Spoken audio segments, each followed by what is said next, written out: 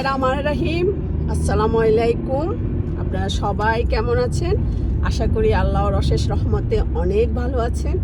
আমিও আলহামদুলিল্লাহ আল্লাহর রহমতে আমার পরিবারের সবাইকে নিয়ে অনেক ভালো আছি।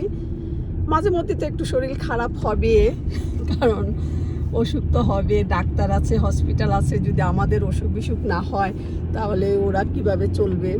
যেমন এখন আমি হসপিটালে গেলাম, আমার হাতের এখানে একটা টিউমার দেখা দিল। টিউমারটা গত সপ্তাহে এরা ইকো করলো। এখন আজকে রিপোর্টটা ডাক্তারকে দেখাতে গেলাম। আমার বাসার থেকে প্রায় 30 মিনিট ড্রাইভ করে যেতে হয়। 9:40 ছিল।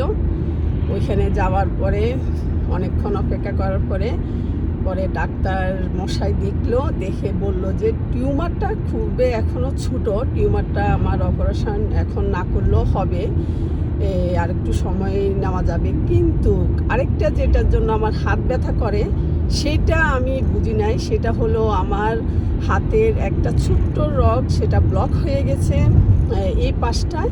ব্লক হয়ে যাওয়ার পরে এখন ওই জন্য মানে ব্লাড চলাচল হয় না ঠিক মতন। এর জন্য আমার হাতটা পুরা ব্যথা করে মাঝে মাঝে। কিন্তু এটা আমি তো বুঝি নাই, আমি মনে করছি টিউমারের জন্য।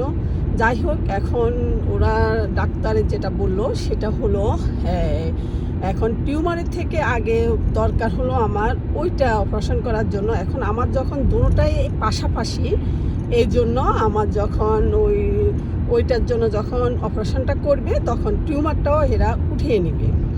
এখন সিরিয়াল দিয়ে আসলো, ডাক্তারে দিয়ে দিল। এখন আমার এটা সিরিয়াল অনুযায়ী আসবে, আমাকে ডাকবে, কিন্তু 2-3 মাস সময় নেবে। এখন জানি না, এপ্রিলে তো রোজা, আবার আমার কাজটাও শুরু হবে মেতে। দেখা যাক, আগে হলো নিজে সুস্থ, তারপরে অন্য কিছু।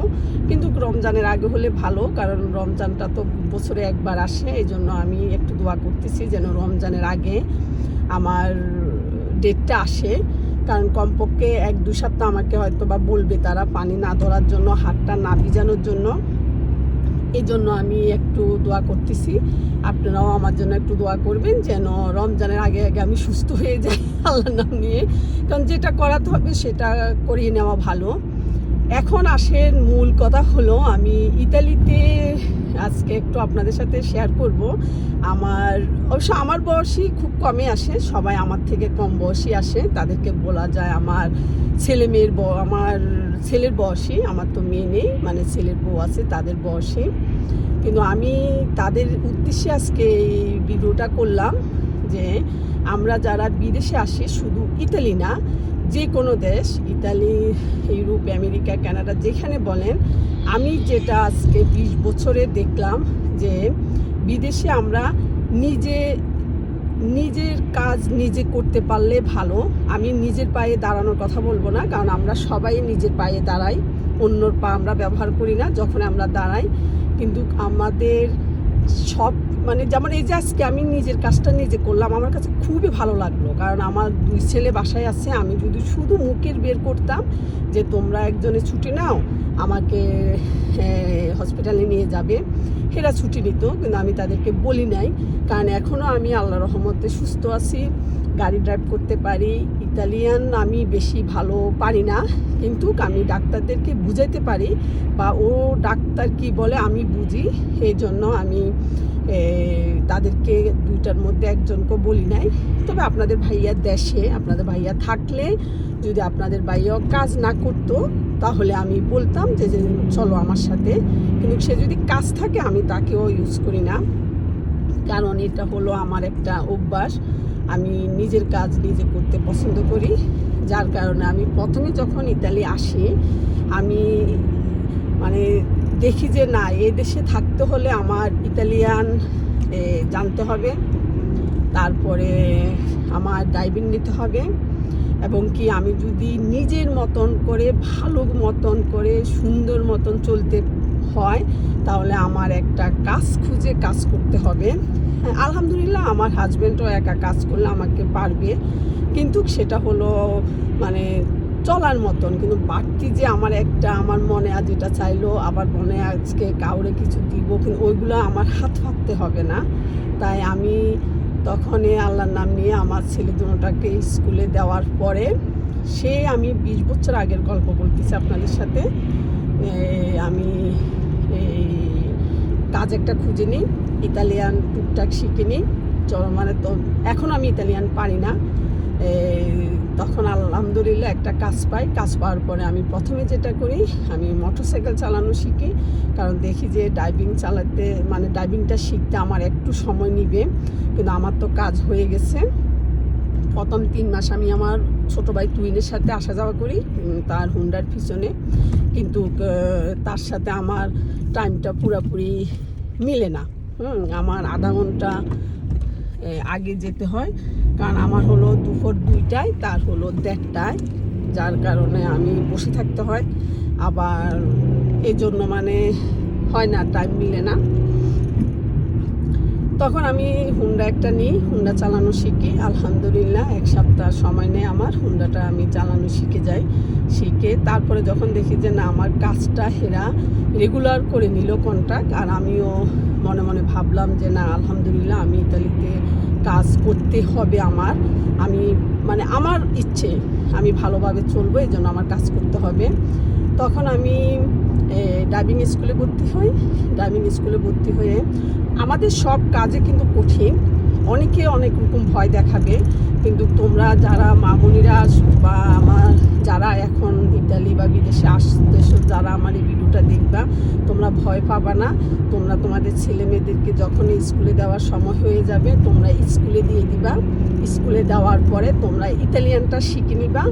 এখন তো পাসপোর্টের জন্য বাধ্যতামূলক করলো, কিন্তু আমার কথা আমি নিজের জন্য শিখবো। বাধ্যতা, আমার পাসপোর্ট ওগুলো আমি নিজের জন্য, যে নিজের ডাক্তারের কাছে যেতে হবে, নিজের বা ছেলে মেয়ের স্কুলে যেতে হবে, তারপরে নিজের জন্য মার্কেটিং করতে হবে, এর জন্য নিজের জন্য ড্রাইভিংটা ইতালিয়ানটা শেখা দরকার। তারপরে কাজ তোমাদের দরকার হলে করবা, দরকার না হলে তোমরা করবা না। তারপরে যারা বা একটু অ্যাক্টিভভাবে থাকতে চাও, তারা ড্রাইভিং স্কুলে ভর্তি হয়ে যাবে।